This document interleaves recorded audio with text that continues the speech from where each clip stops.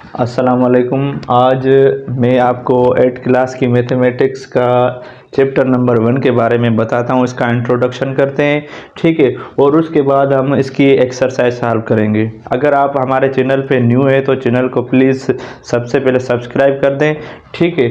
और हम आज पढ़ेंगे कि सेट क्या है। सेट का सबसे पहले हम इंट्रोडक्शन कर दें। सेट को जो इंट्रोड्यूस करवाया था वो एक मैथमेटिशियन था 19th सेंचुरी में, जॉर्ज केंटर ने सेट को इंट्रोड्यूस करवाया था।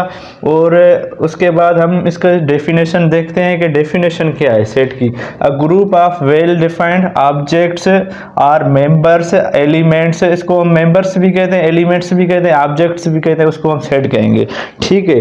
तो जो भी ग्रुप होगा, हर उस ग्रुप को हम सेट नहीं कह सकते, क्योंकि जब भी वो वेल डिफाइंड होगा तो हम उसको सेट कहेंगे, अगर वो वेल डिफाइंड नहीं होगा तो उसको हम सेट नहीं कहेंगे। For example,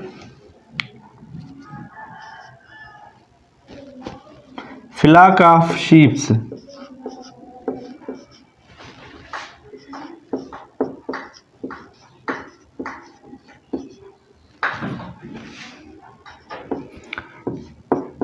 team of players,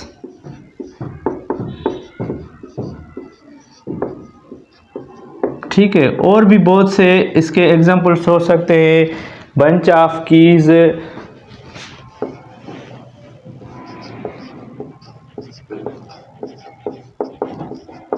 हर उस ग्रुप को हम सेट नहीं कह सकते, क्योंकि ग्रुप सेट के लिए ग्रुप तो होना चाहिए, लाजमी है, लेकिन वो वेल डिफाइंड होगा तो हम उसको कहेंगे कि ये सेट है। फॉर एग्जांपल देखें कि ये टीम ऑफ प्लेयर्स, अब देखें टीम ऑफ प्लेयर, ये एक ग्रुप भी है और हमें पता है कि ये प्लेयर्स की टीम है, लेकिन ये वेल डिफाइंड नहीं है, क्योंकि हमें पता है कि दुनिया के बहुत सारे ममालिक हैं और उनके अंदर बहुत सारी ऐसे खेल हैं जिनकी टीम्स बनाई जाती हैं। फुटबॉल होती है, क्रिकेट होती है, वॉलीबॉल होती है और बहुत सारी गेम्स हैं जिनकी टीम्स बनती हैं। तो ये हमें वेल डिफाइंड नहीं है। जब तक कोई भी फ्लॉक या कोई भी ग्रुप वेल डिफाइंड नहीं होगा तो हम उसको तब तक सेट नहीं कहेंगे जब तक वो वेल डिफाइंड ना हो। फॉर एग्जांपल, जिस तरह से main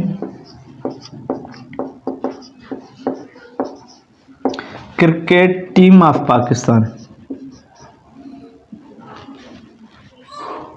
men's cricket team of Pakistan. देखें, अब ये जो मैंने एक एग्जांपल दी है आपको कि इसमें सारी चीज़ें क्लियर है, वेल डिफाइंड है, ये ग्रुप भी है, क्योंकि टीम हमने वर्ड जब लिख लिया तो ये ग्रुप हो गया, ठीक है। अब कौन सा खेल है? ये क्रिकेट का खेल है, मर्दों का है, खवातीन का है, ये मर्दों का है, ठीक है। और किस कंट्री से ताल्लुक़ रखते हैं? ये पाकिस्तान से ताल्लुक़ रखते हैं। अब हमें पता चला कि ये वेल डिफाइंड है, एक टीम है क्रिकेट की मर्दों की और वो ताल्लुक़ रखती है पाकिस्तान से। अगर इस तरह से हो कि टीम ऑफ प्लेयर्स, हमें नहीं पता चल रहा इसमें कि कौन से मुल्क की एक प्लेयर्स की टीम है, किस खेल की टीम है, हर उस ग्रुप को हम सेट नहीं कह सकते जो वेल डिफाइंड ना हो, ठीक है। जब तक वो वेल डिफाइंड नहीं होगा तब तक हम उसको ग्रुप नहीं कहेंगे, ठीक है। जिस तरह से हर एक चीज़ के पढ़ने और लिखने के रेगुलेशंस होते हैं, रूल्स होते हैं, उसी तरह से सेट के भी कुछ रूल्स होते हैं। सेट को रिप्रेजेंट करने के लिए कुछ रूल्स होते हैं, रूल्स ऑफ सेट। सबसे पहले जो इसका रूल है कि जब भी हमने सेट को लिखना है तो उसके लिए उसको रिप्रेजेंट करना पड़ेगा। जब हम उसको रिप्रेजेंट करेंगे तो कैपिटल लेटर होना चाहिए, ठीक है। जिस भी लेटर से रिप्रेजेंट करेंगे, इसका ये रूल है कि वो कैपिटल होना चाहिए, ठीक है। और दूसरा जो इसका रूल है कि जब भी हम सेट को रिप्रेजेंट करेंगे तो वो कर्ली ब्रैकेट के अंदर हम इस सेट को रिप्रेजेंट करेंगे, ठीक है। अगर कोई भी सेट हो कर्ली ब्रैकेट के अंदर नहीं होगा तो हम उसको सेट नहीं कहते, ठीक है। नंबर 3 जो इसका रूल है कि नो रिपीटेशन ऑफ एलिमेंट्स। जब हमने एक मर्तबा किसी भी एलिमेंट को रिपीट इंट्रोड्यूस करवा दिया तो उसको हम रिपीट नहीं कर सकते, ठीक है। No repetition of elements.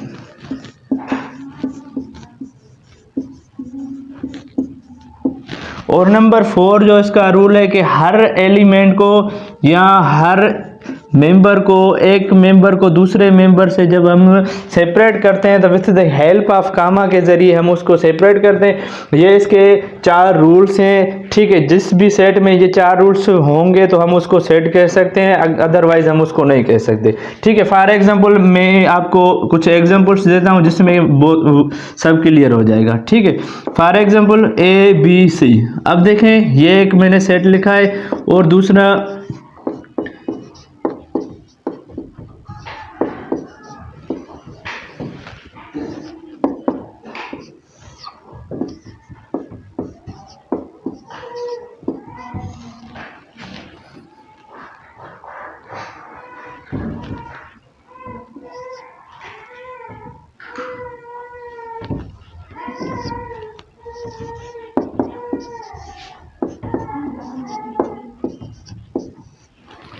अब देखें ये मैंने 4 किस्म के सेट लिखे हैं। ये अब देखने हैं कि ये सेट होते हैं या नहीं होते। सबसे पहले हमने इसका देखना है कि जो सेट लिखा हुआ है क्या वो कैपिटल लेटर से रिप्रेजेंट है। जी हाँ, ये कैपिटल लेटर से रिप्रेजेंट है। अगर कैपिटल लेटर नहीं होगा, फर्स्ट रूल ही फॉलो नहीं होगा, तो हमें मजीद रूल्स देखने की कोई ज़रूरत नहीं, उसको हम उधर ही क्लियर कह देंगे कि ये भाई सेट नहीं हो सकता। अब देखें दूसरे में भी कैपिटल लेटर है, तीसरे में भी है, चौथे में नहीं है, तो इसके हमें मजीद प्रॉपर्टीज देखने की कोई ज़रूरत नहीं। इसको हम इधर ही कह देंगे कि ये फर्स्ट स्टेप में ही ये फेल हो गया तो ये अब सेट नहीं होगा। उसके बाद हमें दूसरा स्टेप इसका देखना है कि क्या वो कर्ली ब्रैकेट के अंदर लिखा हुआ है। जी हाँ, ये भी कर्ली ब्रैकेट में ये भी है पर ये नहीं है, ठीक है, तो इधर ये भी फेल हो गया। अब तीसरा जो हमें रूल देखना है कि इसमें कोई ऐसा तो एलिमेंट नहीं है जो हमने एक मरतबा लिख लिया है और उसको अगेन दोबारा हमने रिपीट किया हुआ हो, इसमें भी नहीं है, ये भी ठीक है। अब देखें इसमें 2 3 4 2, अब ये जो एलिमेंट हो गया ये 2 रिपीट हो गया, ठीक है, तो इस वजह से ये भी इधर से कट हो जाएगा कि ये सेट नहीं हो सकता। अब देखना है नंबर 4 जो रूल है, क्या हमने हर एलिमेंट के बाद कामा दी हुई है। जी हाँ, बिल्कुल इसमें दी हुई है, तो ये हमारा सेट हो जाएगा, ठीक है। अब इसके और भी मजीद ये हमने पढ़े सेट के रूल्स पढ़े, और अब सेट के कितने तरीक़ेकार होते हैं, किन तरीकों में हम एक सेट को लिख सकते हैं, कितने होते हैं, ये हम पढ़ते हैं। अब देखें यहाँ पे हमने methods of set to represent के लिखे। कितने मेथड्स होते हैं? देयर आर 3 मेथड्स, ठीक है। कितने मेथड्स होते हैं? 3 मेथड्स होते हैं। किसी भी सेट को रिप्रेजेंट करने के लिए उसके 3 मेथड्स होते हैं। सबसे पहले देखें डिस्क्रिप्टिव मेथड आ जाता है। इसमें डिस्क्रिप्टिव मेथड में हम क्या कहते हैं कि फॉर एग्जांपल ए एक सेट है, set of first 5 natural numbers. For example ये एक सेट है,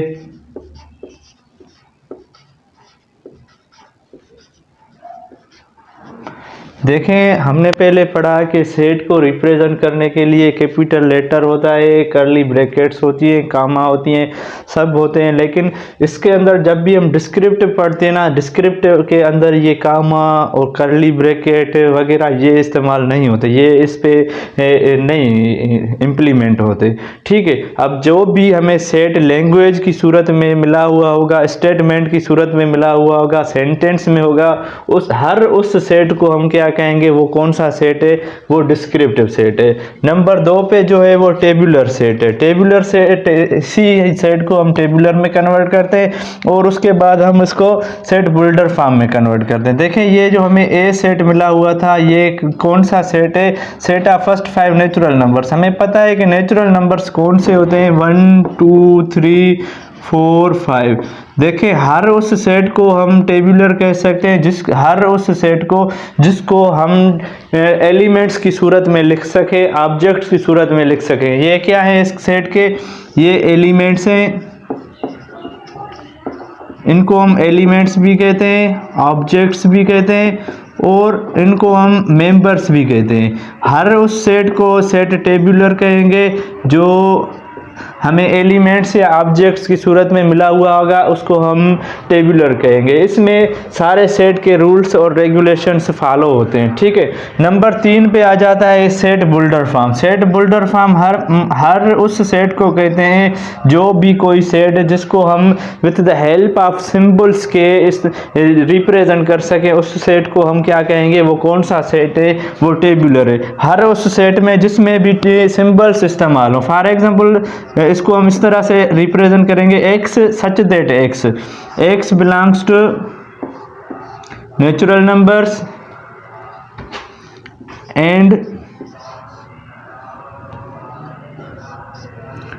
लेस देन 6, ठीक है। अब देखें इसके अंदर ये जो सिंबल्स इस्तेमाल हो रहे हैं ये इसको सच दैट कहते हैं, इसको बिलोंग्स टू कहते हैं, इसको लेस देन कहते हैं, ठीक है। अब इस तरह से किसी भी सेट को हम रिप्रेजेंट करेंगे जिसमें सिंबल्स आ जाएंगी, हम उस सेट को सेट बुल्डर फॉर्म कहते हैं, ठीक है। अब देखें सम इम्पॉर्टेंट सेट्स मैंने लिखे हैं। कौन से इम्पॉर्टेंट सेट है? सेट ऑफ नेचुरल नंबर है। नेचुरल नंबर को जो हम रिप्रेजेंट करवाते हैं वो n से रिप्रेजेंट करते हैं। इसके अंदर कौन से एलिमेंट्स आ जाते हैं? इसके अंदर हर वो सेट जो 1 से स्टार्ट होता है उसको हम सेट ऑफ नेचुरल नंबर कहते हैं, ठीक है। सेट ऑफ होल नंबर्स में क्या इसकी रिप्रेजेंटेशन किससे करते हैं? w से करते हैं। और ये कौन से होते हैं? जो 0 से स्टार्ट होते हैं, ठीक है। और उसके बाद है इंटीजर्स। इंटीजर्स को हम किस तरह से रिप्रेजेंट करते हैं? इंटीजर्स को हम z से रिप्रेजेंट करते हैं, ठीक है।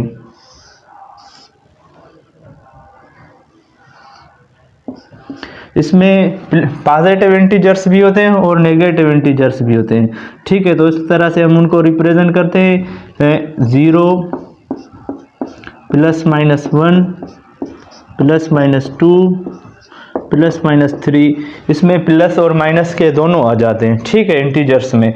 और रेशनल नंबर्स को जो हम रिप्रेजेंट करवाते हैं वो q से रिप्रेजेंट करते हैं। और इसमें से कौन से नंबर्स आते हैं? x such that x is equal to x p/q, where p/q belongs to integer numbers and q is not equal to 0। हम हर उस नंबर को क्या कहेंगे? रेशनल नंबर कहेंगे, ठीक है। और इवन नंबर्स को जो हम रिप्रेजेंट करते हैं वो e से करते हैं, ठीक है। इसमें से कौन से आ जाते हैं? 2 4 6 8, ये सारे के सारे इस तरह से कंटिन्यू होते हैं, इनको हम इवन नंबर्स कहते हैं। और ऑड नंबर्स को हम जो रिप्रेजेंट करते हैं ओ से रिप्रेजेंट करते हैं। और इसमें कौन से नंबर आ जाते हैं? ये ऑड नंबर्स जिनको कहते हैं 1 3 5 7 up to dash dash dash, ये सारे के सारे जो होते हैं वो ऑड नंबर्स होते हैं। और प्राइम नंबर्स को जो हम रिप्रेजेंट करते हैं वो p से करते हैं, ठीक है। प्राइम नंबर्स में कौन से आ जाते हैं? हर वो नंबर जिस पे खुद की और एक की टेबल जाए, ठीक है। सबसे छोटा जो प्राइम नंबर होता है वो 2 होता है, ठीक है। उसके बाद प्राइम नंबर 2 3 5 7 11 इस तरह से ये कंटिन्यू होते हैं, ठीक है। और भी इसके बहुत से हैं लेकिन मैंने ये कुछ लिखे हैं जो इम्पोर्टेंट है, ठीक है। अब हम नेक्स्ट वीडियो में जो पढ़ेंगे इसकी एक्सरसाइज 1.1 सॉल्व करेंगे उसमें इंशाल्लाह। तब तक हमारे चैनल को सब्सक्राइब करें और लाइक करें। नेक्स्ट वीडियो जो बनाएंगे वो 1.1 एक्सरसाइज पे।